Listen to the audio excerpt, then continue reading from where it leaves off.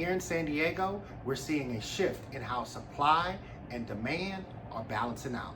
So this is giving buyers more breathing room, and we're starting to see it show up in the San Diego housing market numbers. So if we look at July and August data, the most notable shift is that pending sales picked up in August, a clear sign that demand is improving as buyers respond to these lower mortgage rates. Closed sales also improved month over month, although they do remain softer than last year overall. On the supply side, new listings are starting to slow down as we move into the fall. August new listings were 13.1% fewer than the new listings that we saw last August. Now, it is typical for new listings to start slowing down in the month of August with the normal seasonality of the market. But this change was a much more significant shift than what we normally will see.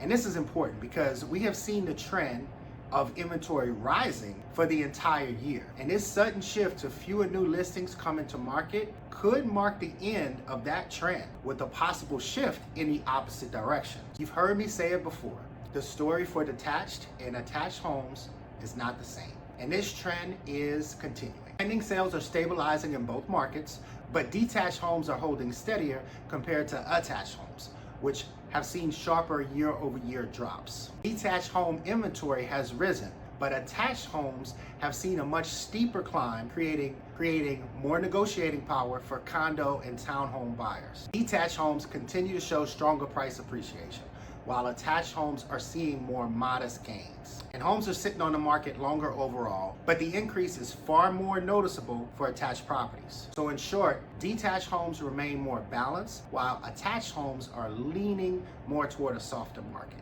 Okay, so what does all of this mean as we look ahead? Pending sales increased, which shows demand is starting to strengthen as buyers take advantage of the slightly lower interest rates. At the same time, new listings are slowing down heading into the fall, which can be usual, but it seems to be more of a steeper drop than usual. So we need to keep an eye on these numbers to see if a new trend is developing. But here are the key takeaways. For those thinking about buying a home, right now you have a window of opportunity. Rates are lower than they have been all year.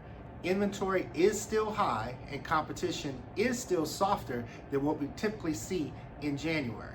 So if you've been waiting, this is your chance to get in before things heat up. And for those thinking about selling a home, the market is still moving, but buyers have more choices now than they did a year ago. That means pricing, presentation, and strategy are more important than ever.